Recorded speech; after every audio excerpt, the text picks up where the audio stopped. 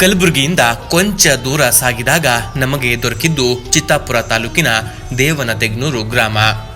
ಇದೇ ಗ್ರಾಮದಲ್ಲಿದೆ ಸುಪ್ರಸಿದ್ಧ ಮಹಾತ್ಮ ಶ್ರೀ ಶಿವಯೋಗೀಶ್ವರರ ದೇವಸ್ಥಾನ. ಸುಮಾರು 8ನೇ ಶತಮಾನದ ದೇವಸ್ಥಾನ ಇದು ಎಂದು ಮೂಲಗಳು ತಿಳಿಸುತ್ತವೆ. ಉದ್ಭವಲಿಂಗದ ಈ ದೇವಸ್ಥಾನ ಜಕಣಾಚಾರ್ಯರ ಕಾಲದಲ್ಲಿ ಇದನ್ನ ಸುಂದರವಾಗಿ ನಿರ್ಮಿಸಲಾಗಿತ್ತು ಎಂದು ಹೇಳಲಾಗುತ್ತೆ. ಪ್ರತಿ ವರ್ಷ ಯುಗಾದಿ ಅಮಾವಾಸ್ಯೆಯ ದಿನದಂದು ಇಲ್ಲಿ ಶ್ರೀ ಶಿವಯೋಗೀಶ್ವರರ ಜಾತ್ರೆ ತುಂಬಾನೇ ವಿಜೃಂಭಣೆಯಿಂದ ಜರುಗುತ್ತೆ. ಸುಮಾರು 10 ವರ್ಷಗಳಿಂದ ಇಲ್ಲಿ ಜಾತ್ರೆಯ ಸಮಯದಲ್ಲಿ ಭವ್ಯ ರಥೋತ್ಸವದ ಜೊತೆಯಲ್ಲೇ ಪಲ್ಲಕ್ಕಿ ಉತ್ಸವ ಕೂಡ ಜರುಗುತ್ತೆ. ಪ್ರತಿ ಅಮಾವಾಸ್ಯೆಯ ದಿನ ಇಲ್ಲಿ ಅನ್ನ ಪ್ರಸಾದದ ವ್ಯವಸ್ಥೆಯೂ ಇರುತ್ತೆ. ಶ್ರಾವಣ ಮಾಸದಲ್ಲಿ ಈ ದೇವಸ್ಥಾನದಲ್ಲಿ ವಿಶೇಷ ರುದ್ರಾಭಿಷೇಕ ಪೂಜೆಗಳು ನಡೆಯುತ್ತವೆ. ಈ ಕ್ಷೇತ್ರದ ಪ್ರಮುಖ ಮಹಿಮೆ ಏನಂದ್ರೆ, ಯಾವುದೇ ವಿಷಜಂತು ಮನುಷ್ಯನಿಗೆ ಕಚ್ಚಿದ್ರೆ ಆ ವ್ಯಕ್ತಿ ಇಲ್ಲಿಗೆ ಬಂದು ಇಲ್ಲಿನ ವಿಶೇಷ ತೀರ್ಥ ಕುಡಿದ್ರೆ ಆ ವಿಷಜಂತುವಿನ ವಿಷದ ಪ್ರಭಾವ ಆ ಮನುಷ್ಯನ ದೇಹದ ಮೇಲೆ ಆಗುವುದಿಲ್ಲ ಎನ್ನುವುದೇ ಇಲ್ಲಿನ ದೊಡ್ಡ ನಂಬಿಕೆ ಮತ್ತು ಪ್ರತೀತಿ. ಅಷ್ಟೇ ಅಲ್ಲದೆ ವಾಸಿಯಾಗದ ಹಲವು ರೋಗಗಳು ಈ ದೇವಸ್ಥಾನಕ್ಕೆ ಬಂದರೆ ವಾಸಿಯಾಗುತ್ತವೆ ಎಂಬ ಮಾನ್ಯತೆಯೂ ಕೂಡ ಈ ದೇವಸ್ಥಾನಕ್ಕಿದೆ. ಈ ಕ್ಷೇತ್ರದಲ್ಲಿ ಶಿವಯೋಗೀಶ್ವರರಿಗೆ ನಿತ್ಯ ತ್ರಿಕಾಲ ಪೂಜೆ ಮಂಗಳಾರತಿ ನೆರವೇರಿಸಲಾಗುತ್ತೆ. ಪುರಾಣ ಪ್ರವಚನ ಜಾತ್ರೆ ಹೋಮ ಹವನಗಳಂತಹ ಹಲವು ಕಾರ್ಯಕ್ರಮಗಳು ಇಲ್ಲಿ ನೆರವೇರುತ್ತಲೇ ಇರುತ್ತವೆ.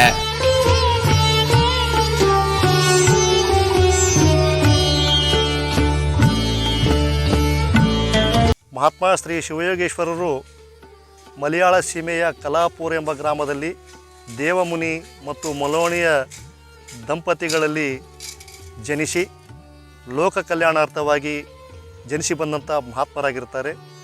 ಅವರು ಆ ದೇವಮುನಿ ಮತ್ತು ಮಲೋಣಿಯರಿಗೆ ಸಂತಾನ ಭಾಗ್ಯದಿಂದ ಕೊರಗ್ತಾ ಇರುವಾಗ ಅವರ ಗುರುವರರಾದಂಥ ಮಂತ್ರಜಾತೇಶ್ವರಲ್ಲಿ ಬೇಡಿಕೊಂಡಾಗ ಆ ಮಲೋಣಿ ತಾಯಿ ಮತ್ತು ದೇವಮುನಿಯವರಿಗೆ ಮಂತ್ರಜಾತ ಗುರುಗಳು ನಿಮ್ಮ ಗರ್ಭದಲ್ಲಿ ಒಬ್ಬ ಮಹಾಶಿವಯೋಗಿ ಜನಿಸಿ ಬರುತ್ತಾನೆ, ಆ ಶಿವಯೋಗಿಯಿಂದ ಈ ಒಂದು ಜಗವನ್ನು ಬಹಳ ಪ್ರಖ್ಯಾತಿ ಆಗ್ತದೆ, ಅಂಥ ಮಗನನ್ನು ನಿಮಗೆ ಕರುಣಿಸಿದ್ದಂಥ ಆಶೀರ್ವಾದವನ್ನು ದೇವಮುನಿ ಮತ್ತು ಮಲೋಣಿಯರಿಗೆ ಗುರು ಮಂತ್ರಜಾತೇಶ್ವರ ಆಶೀರ್ವಾದ ಮಾಡಿದಂತೆ ಮಹಾತ್ಮ ಶ್ರೀ ಶಿವಯೋಗೇಶ್ವರರು ಸ್ವಲ್ಪ ದಿನಗಳಲ್ಲಿ ಜನಿಸಿ ಬರ್ತಾರೆ.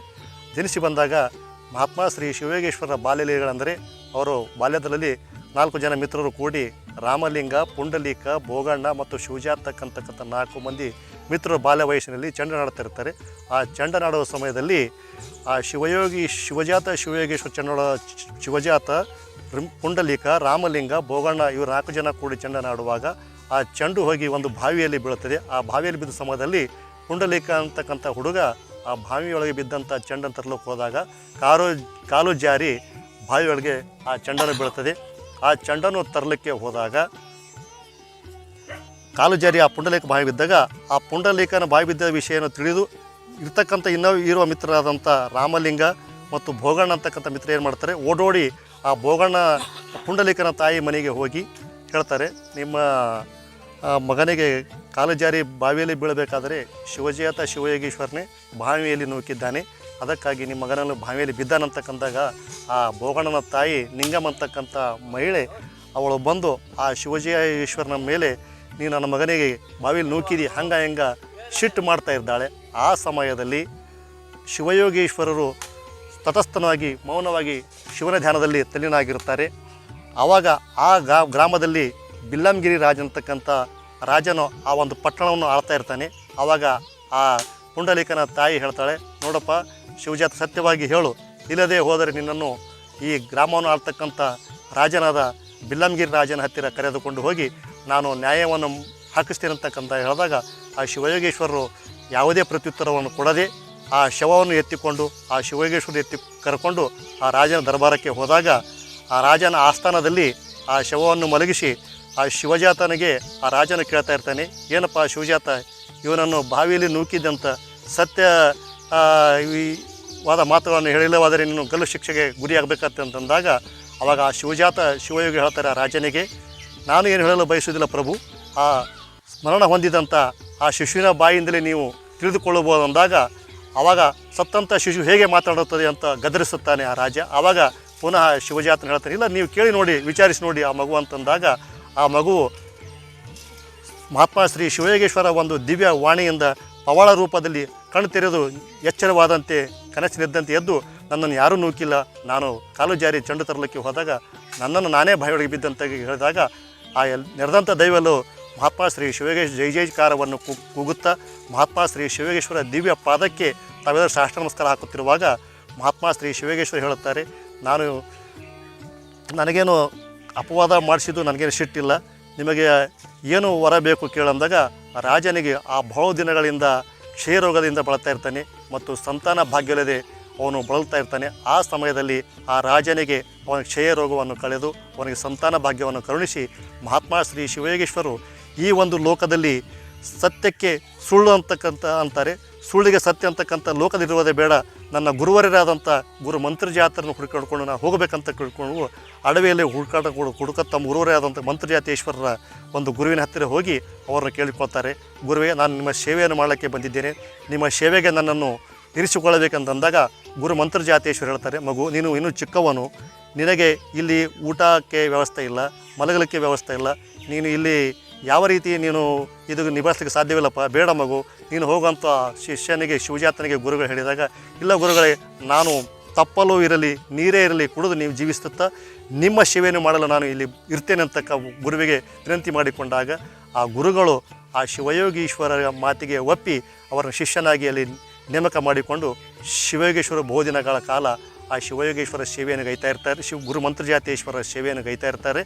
ಒಂದು ದಿವಸ ಶಿವಜಾತ ಶಿವಯೋಗಿಗಳು ಗುರು ಮಂತ್ರಜಾತೇಶ್ವರ ಶಿವಪೂಜೆಗಾಗಿ ಉದಕ ಪತ್ರಿ ಪುಷ್ಪಗಳನ್ನು ತರಲಿಕ್ಕೆ ಅಡವಿಗೆ ಹೋದಾಗ ಗುರು ಮಂತ್ರಜಾತೇಶ್ವರರ ಒಂದು ವಯಸ್ಸಾದ ಸಹಜ ಅವರು ವಯಸ್ಸು ಬಹಳ ಆಗಿದ್ದರಿಂದ ಅವರಿಗೆ ಶಿವನ ಅಪ್ಪಣೆ ಆಗಿರ್ತದೆ, ನೀವು ಕೈಲಾಸಕ್ಕೆ ಬರಬೇಕಂತಕ್ಕಂಥ ಒಂದು ಶಿವನ ಸೂಚನೆಯಂತೆ ಅಲ್ಲಿಗೆ ಆದಿಶೇಷನಾದಂಥ ನಾಗರಾಜನು ಬಂದು ಗುರುಗಳ ಹೆಬ್ಬರಳ ಕಾಲಿಗೆ ಕಚ್ಚಿ ಧಾರಾಕಾರವಾಗಿ ರಕ್ತ ಸುರಿತಾ ಇರ್ತದೆ. ಆ ಸಮಯದಲ್ಲಿ ಶ್ರೀ ಶಿವಯೋಗೇಶ್ವರರನ್ನು ಶಿವಜಾತ ಶಿವಗಳನ್ನು ಗುರು ಮಂತ್ರಜಾತ ಕೂಗುತ್ತಾರೆ, ಇಷ್ಟು ದಿವಸ ನನ್ನ ಸೇವೆ ಮಾಡಿದಂಥ ಶಿವಜಾತ ನಾನು ಪ್ರಾಣ ಬಿಡುವ ಸಮಯದಲ್ಲಿ ಇರಲಿಲ್ಲ, ನಾನು ಹೇಗೆ ಮಾಡಲಿ, ಅವನಿಗೇನು ಉಪದೇಶ ಮಾಡಲಿ, ಬಹಳ ನಿಷ್ಠಾಪೂರ್ವಕವಾಗಿ ಭಕ್ತಿಯಿಂದ ಗುರು ಸೇವೆಯನ್ನು ಮಾಡಿದ್ದಾನೆ, ಅಂಥ ಶಿಷ್ಯನನ್ನು ನಾನು ಇನ್ನೂವರೆಗೂ ಗುರು ಉಪದೇಶವನ್ನು ಮಾಡಿಲ್ಲ, ನಾನು ಎಂಥ ಕೆಲಸ ಮಾಡಿಬಿಟ್ಟೆ ಅಂತಕ್ಕಂಥ ಬಹಳ ಇದರಿಂದ ದುಃಖದಿಂದ ಆ ಶಿವಜಾತ ಶಿವಗಳನ್ನು ಬಹಳ ಕೂಗ್ತಾ ಇರ್ತಾರೆ. 3 ಸಲ ಶಿವಜಾತ ಶಿವಜಾತ ಶಿವಜಾತ ಅಂತ ಕೂಗಿದ್ರೆ ಸಹ ಶಿವಜಾತ ಶಿವಯೋಗೇಶ್ವರು ಉದಕ ಪತ್ರಿ ಪುಷ್ಪ ತರಲಿಕ್ಕೆ ದೂರ ಹೋದ್ರಿಂದ ಅವರ ಕೂಗು ಕೇಳಿಸ್ತಾ ಇರಲಿಲ್ಲ. ಅಷ್ಟರಲ್ಲಿ ಆ ಗುರು ಮಂತ್ರಜಾತೇಶ್ವರ ಪ್ರಾಣ ಪಕ್ಷಿಯು ಹಾರಿ ಹೋಗತಕ್ಕಂಥ ಸಮಯದಲ್ಲಿ ಆ ಗುರು ಮಂತ್ರಜಾತೇಶ್ವರರು ತಮ್ಮ ಕಾಲು ಹೆಬ್ಬಾಳಿನಿಂದ ಓಂ ನಮಃ ಶಿವಾಯ ಅಂತಕ್ಕಂಥ ಮಹಾಷಕ್ಷರಿ ಮಂತ್ರವನ್ನು ಬರೆದು ಆ ಮಹಾಮಂತ್ರಕ್ಕೆ ಉಪದೇಶ ಮಾಡ್ತಾರೆ. ನನ್ನ ಗುರು ಶಿಷ್ಯನಾದಂಥ ಶಿವಜಾತ ಶಿವಯೋಗೇಶ್ವರ ಬಂದು ಈ ಮಂತ್ರವನ್ನು ನೋಡುತ್ತಾನೆ. ಈ ಮಂತ್ರ ನೋಡಿದ ತಕ್ಷಣ ಅವನಿಗೆ ಈ ಲೋಕದಲ್ಲಿ ಕಾಮಧೇನು ಕಲ್ಪವೃಕ್ಷವಾಗಿರ್ತಕ್ಕಂಥ ಮಹಾಶಕ್ತಿಯನ್ನು ತುಂಬಿದಂಥ ಆ ಮಂತ್ರವು ಆ ಮಂತ್ರೋಪದೇಶವನ್ನು ಶಿಷ್ಯನ ಹೃದಯ ಕಮಲದಲ್ಲಿ ಹೊಕ್ಕು ಈ ಜಗತ್ತನ್ನು ಉದ್ಧಾರ ಮಾಡುವಂಥ ಶಕ್ತಿ ಆ ಮಂತ್ರಕ್ಕೆ ಆ ಶಿವಯೋಗೀಶ್ವರ ಬಂದ ತಕ್ಷಣ ಅವರಿಗೆ ಸಿಗದಿರ್ತಕ್ಕಂಥ ಉಪದೇಶವನ್ನು ಆ ಮಂತ್ರಕ್ಕೆ ಉಪದೇಶಿಸಿ ಗುರು ಮಂತ್ರಜಾತೇಶ್ವರರು ತಮ್ಮ ಪ್ರಾಣವನ್ನು ತ್ಯಜಿಸುತ್ತಾರೆ. ಆವಾಗ ಅಲ್ಲಿಗೆ ಕತ್ತೆಗಳನ್ನು ಹೊಡೆದುಕೊಂಡು ಡೊಂಬರ ಚೆನ್ನಮ್ಮ ಅಂತಕ್ಕಂಥ ಡೊಂಬರ ಆಡಿಸ್ತಕ್ಕಂಥ ಒಬ್ಬ ಮಹಿಳೆ ತಮ್ಮ ಎಲ್ಲ ಸಂಗಡಿಗರನ್ನು ಕೂಡಿಕೊಂಡು ಇದರ ಕಡೆ ಓಡೋಡಿ ಬರ್ತಾ ಇರ್ತಾಳೆ. ಬರುವ ಸಮಯದಲ್ಲಿ ಇಲ್ಲಿ ಒಂದು ಗುಡಿಸಲನ್ನು ಕಂಡು ಇಲ್ಲಿ ಯಾರೋ ಒಬ್ಬರು ಇದ್ದಾರೆ ಅಂತ ತಿಳ್ಕೊಂಡು ಅಲ್ಲಿ ಆ ಗುಡಿಸಲು ಬಂದು ನೋಡ್ತಕ್ಕಂಥ ಸಮಯದಲ್ಲಿ ಒಬ್ಬ ಶಿವಯೋಗಿ ಜಟಾಧಾರಿ ಬಿಟ್ಟಂಥ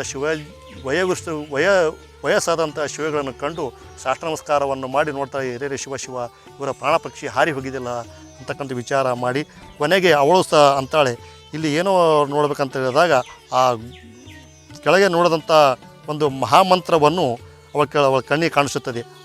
ಆ ಮಂತ್ರವನ್ನು ಅವಳು ತನ್ನ ಡೈರಿಯಲ್ಲಿ ಬರೆದುಕೊಂಡು ಹಿಂಗೆ ನಮಸ್ಕಾರ ಮಾಡಿ ಹೇಳುವಾಗ ಆ ಶೀರಿಯ ನಿಲಿಗೆಯಿಂದ ಆ ಅಕ್ಷರಗಳನ್ನು ಯದ್ವಾತದ್ವಾಗಿ ಕೆಟ್ಟು ಹೋಗಿರ್ತವೆ. ಅದನ್ನು ಬರೆಕೊಂಡು ಅವಳು ಮುಂದೆ ಪ್ರಾಣ ಬೆಳೆಸ್ತಾ ಇರ್ತಾರೆ.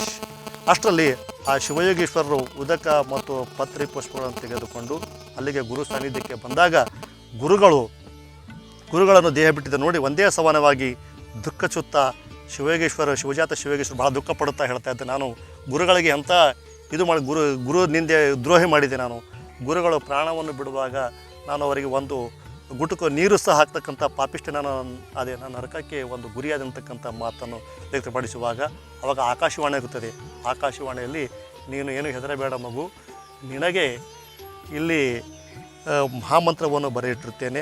ಆ ಮಹಾಮಂತ್ರ ಮಹಿಮೆಯನ್ನು ನೀನು ನೋಡಿದ ಕ್ಷಣ ಈ ಜಗತ್ತನ್ನು ಉದ್ಧಾರ ಮಾಡುವಂಥ ಶಕ್ತಿ ನಿನಗೆ ಆಗಿರ್ತದೆ ಅಂತಕ್ಕಂಥ ಮಗುವಿಗೆ ತಿಳಿಸಿದಾಗ, ಆ ಮಗುವಿಗೆ ಶಿವಯೋಗಿ ಗುರುವಿನ ವಾಣಿ ಅಂತ ಕೇಳಿಸಿಕೊಂಡಾಗ ಶಿವಯೋಗೇಶ್ವರನು ತಟಸ್ಥನಾಗಿ ಆ ಮಂತ್ರವನ್ನು ನೋಡಿದಾಗ ಆ ಮಹಾಮಂತ್ರವು ಅವರಿಗೆ ತಿಳಿಯದೇ ರೂಪದಲ್ಲಿ ಗೋಚರಿಸ್ತಾ ಇರ್ತದೆ. ಆ ಸಮಯದಲ್ಲಿ ಅವನು ಇಲ್ಲಿ ಯಾರೋ ಬಂದಿರಬಹುದು ಅಂತಕ್ಕಂಥ ವಿಚಾರವನ್ನು ಮಾಡಿ ನೋಡಿದಾಗ ಅವನು ಆ ಡಂಬರ ಚೆನ್ನಮ್ಮ ಇಲ್ಲಿಗೆ ಬಂದಿರೋ ವಿಷಯವನ್ನು ತಿಳಿದು ಒಬ್ಬ ಜನರಿಂದ ಕೇಳ್ಕೊತ ಅವನ ಮುಂದೆ ಆ ಡಂಬರ ಚೆನ್ನಮ್ಮ ಇರ್ತಕ್ಕಂಥ ಒಂದು ಜಾಗದಲ್ಲಿ ಹೋಗುತ್ತಾಗ ಆವಾಗ ಆ ಡಂಬರ ಚೆನ್ನಮ್ಮ ಹತ್ತಿರ ಶಿವಯೋಗೇಶ್ವರನು ಹೋದಾಗ ಆ ಶಿವಯೋಗೇಶ್ವರನು ಒಂದು ಆಳಾಗಿ ಆ ಚೆನ್ನಮ್ಮನ ಹತ್ತಿರ, ನಾನು ನಿಮ್ಮ ಸೇವಕನಾಗಿ ಬಂದಿರ್ತೀನಿ, ನನಗೆ ಯಾವುದಾದ್ರೂ ಒಂದು ಕೆಲಸವನ್ನು ಕೊಡಬೇಕಂತ ಕೇಳಿಕೊಂಡಾಗ, ನಮ್ಮ ಹತ್ತಿರ ಯಾವುದೂ ಕೆಲಸಗಳನ್ನಿಲ್ಲಪ್ಪ, ನಮ್ಮ ಹತ್ತಿರ ಒಂದೇ ಒಂದು ಕೆಲಸ ಇರೋದು, ಕತ್ತೆಗಳನ್ನು ಕಾಯತಕ್ಕಂಥ ಕೆಲಸ ಒಂದೇ ಇರುತ್ತದೆ.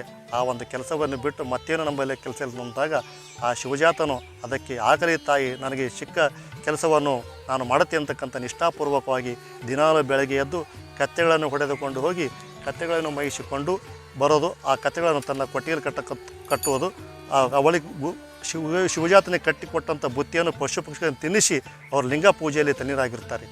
ಅದೇ ಊರಲ್ಲಿ ಆ ಮಾಣಿಕ್ ಶೆಟ್ಟಿ ಅಂತಕ್ಕಂಥ ಒಬ್ಬ ಭಕ್ತನಿರ್ತಾನೆ. ಅವನಿಗೆ 80 ವರ್ಷ ಆದರೂ ಸಹ ಮಕ್ಕಳಾಗಿ ಆಗಿರಂಗಿಲ್ಲ. ಅವನು ಒಂದು ದತ್ತಕ ಪುತ್ರವನ್ನು ತೆಗೆದು ಕೊಟ್ಟಿರ್ತಾನೆ. ಆ ದತ್ತಕ ಪುತ್ರ ತೆಗೆದುಕೊಂಡ ಸ್ವಲ್ಪ ದಿನದಲ್ಲಿ ಅವನಿಗೆ ಮತ್ತೆ ಮಗು ಆಗುತ್ತದೆ. ಮಗು ಆದಾಗ ಅವನಿಗೆ ಅವನ ಹೆಂಡತಿಗೆ ವೈಮನಸ್ಸು ಹುಟ್ಟು ಬರುತ್ತದೆ. ಈ ದತ್ತಕ ಮಗನನ್ನು ಹೇಗಾದರೂ ಮಾಡಿ ನಾನು ಕೊಲೆ ಮಾಡಬೇಕು, ನನ್ನ ಮಗನಿಗೆ ಪೂರ್ತಿ ಆಸ್ತಿ ನನ್ನ ಮಗನೇ ಆಗ್ತಕ್ಕಂಥ ಒಂದು ಅವಳ ಯೋಚನೆಯನ್ನು ತಿಳಿದಾಗ ರಾತ್ರಿ ಆ ದತ್ತು ಮಗ ಮತ್ತು ತನ್ನ ಮಗ ಇಬ್ಬರನ್ನು ಒಂದೇ ಜಾಗದಲ್ಲಿ ಮಲಗಿಸಿ ಅವಾಗ ದಂಪತಿ ಇಬ್ಬರು ಬೇರೆ ಕಡೆ ಮಲಗಿ ರಾತ್ರಿ ಹೊತ್ತು ಆ ದತ್ತು ಪುತ್ರನ ಮೇಲೆ ರೊಟ್ಟಿ ಬಂಡೆ ತಂದು ಹಾಕ್ಬೇಕಂತ ವಿಚಾರ ಮಾಡಿದಾಗ ಆ ರೊಟ್ಟಿ ಬಂಡೆ ಏನಾಗುತ್ತೆ ಅಂದರೆ ಆ ದತ್ತು ಮಗ ಈ ಕಡೆ ಮಲಗುತ್ತಾನೆ, ತನ್ನ ಮಗ ಈ ಕಡೆ ರಾತ್ರಿ ಜಾಗ ಪಲ್ಲಾಟ ಆದಾಗ ಆ ಕಲ್ಲನ್ನು ತನ್ನ ಖಾಸ ಮಗನ ಮೇಲೆ ಬೀಳ್ತಾರೆ. ಆ ತನ್ನ ಖಾಸ ಮಗನೇ ಬಿದ್ದದ ಕಲ್ಲು ದತ್ತು ಮಗ ಎದ್ದು ಕುಂತು, ಅಮ್ಮ ತಮ್ಮನ ಮೇಲೆ ಕಲ್ಲು ಬಿದ್ದಿ ಅಂತ ಚಿಕ್ಕದಾಗ ಇದೇನ ಘಾತವಾಯಿತೆಂದು ಆ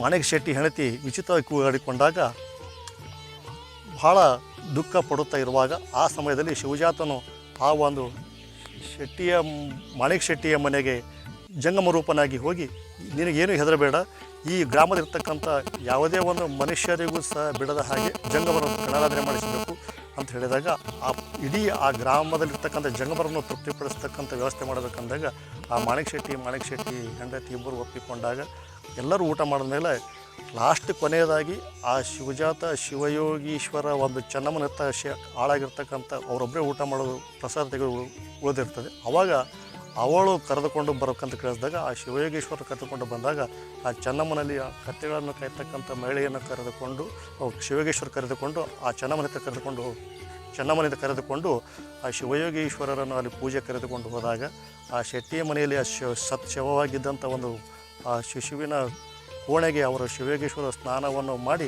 ಆ ಕೋಣೆಯಲ್ಲಿ ತಾವೊಬ್ಬರೇ ಹೋಗಿ ರಾತ್ರಿಯಿಂದ ಬೆಳಗ್ಗೆವರೆಗೆ ಆ ಪೂಜೆ ಪುನಸ್ಕಾರವನ್ನು ಆ ಕೋಣೆಯಲ್ಲಿ ಅವರೊಬ್ಬರೇ ಇರ್ತಾರೆ. ಆ ಶೆಟ್ಟಿ ಹೆಂಡತಿ ಮತ್ತು ದತ್ತಪುತ್ರ ಹೊರಗಡೆ ಕೂಡಿಸಿ ಯಾರೂ ನಾನು ಹೇಳೋರಿಗೆ ಬಾಗಿಲು ತೆಗೆಯಬೇಡದಂತ ಆಜ್ಞೆ ಮಾಡಿ ಅವರು ಒಳಗೆ ಪೂಜೆ ಇರ್ತಾ ಇರ್ತಾರೆ. ಒಳಗೆ ಹೋಗಿದ್ದು ಶಿವಜಾತ ಒಬ್ಬರು ಮತ್ತು ಸತ್ತಿರ್ತಕ್ಕಂಥ ಪೂಜೆ ಇಬ್ಬರೇ ಇರ್ತಾರೆ. ರಾತ್ರಿ ಒಳ್ಳೆಯ ಒಂದು ನಾದಭರಿತವಾದಂಥ ಶಿವಪೂಜೆ ನಾದವನ್ನು ಕೇಳಿ ಬೆಳತನ ಹೋದಾಗ ಬೆಳಗ್ಗೆ ಮುಂಜಾನೆ ಚೆನ್ನಮ್ಮನು ಬಂದು ಆ ಡಂಬರ ಚೆನ್ನಮ್ಮ ಆ ಶೆಟ್ಟಿಯ ಮನೆಗೆ ಬಂದು ಕೂಗಾಡ್ಕೊತ ಬಂದು, ಇದೇನು ಶೆಟ್ಟಿ, ಇದು ನನ್ನ ಮಗ ಮನುಷ್ಯನಿಗೆ ನಿಮ್ಮ ಮನೆಗೆ ಊಟಕ್ಕೆ ಕಳಿಸಿದ್ದೀನಿ, ಇನ್ನೂ ಬಂದಿಲ್ಲ, ಅದೇ ಅಂತ ಊಟ ಕೊಡ್ತೇನೆ ಅಂತ ಕೇಳಿದಾಗ ಅವನು ಎಷ್ಟೋ ವಿನಂತಿ ಮಾಡಿದರೂ ಸಹ ಕೇಳದೆ ಅವಳು ಇದರಿಂದ ಕೋಪಗೊಂಡು ಮೇಲೆ ಏರಿ ಮೇಳೆಗಿರ್ತಕ್ಕಂಥ ಸೂರುಗಳನ್ನು ಕಿತ್ತು ನೋಡಿದಾಗ ಶಿವಯೋಗೇಶ್ವರ ಶಿವಪೂಜೆ ತಲ್ಲಿರಾದಾಗ ಸತ್ತಂಥ ಶಿಶು ಅವರ ಎದುರುಗಡೆ ಕೈ ಜೋಡಿಸಿ ಶಿವಧ್ಯಾನರಾಗಿರ್ತದೆ, ಜೀವಂತವಾಗಿರ್ತದೆ. ಅದನ್ನು ಕಂಡು ಆ ಚೆನ್ನಮ್ಮ ಶಿವಜಾತ ಶಿವಗಳ ಪಾದಕ್ಕೆ ಬಿದ್ದು ತಪ್ಪಾಯಿತೆಂದು ಶರಣಾಗತಾದಾಗ ಆ ಶಿವಯೋಗೇಶ್ವರ ನೋಡ್ತಾಯಿ, ನಾನು ಇದುವರೆಗೆ ದುಡಿದಿನ ಸಲುವಾಗಿ ದುಡಿದಿಲ್ಲ, ನನ್ನ ಗುರುವಿನ ಮಹಾಮಂತ್ರ ಸಲುವಾಗಿ ನಾನು ದುಡಿದಿನಿ ಅಂತಕ್ಕಂಥ ವಿಷಯವನ್ನು ಆ ಚೆನ್ನಮ್ಮನಿಗೆ ಹೇಳಿದಾಗ ಆ ಚೆನ್ನಮ್ಮ ತನ್ನ ಇರ್ತಕ್ಕಂಥ ಆ ಧೈರ್ಯವನ್ನು ತೆಗೆದುಕೊಟ್ಟು ಆ ಡಂಬರ ಚೆನ್ನಮ್ಮ ತೋರಿಸಿದಾಗ ಶಿವಯೋಗೇಶ್ವರ ಎಲ್ಲ ಒಂದು ಗುರುವಿನ ಒಂದು ಏನು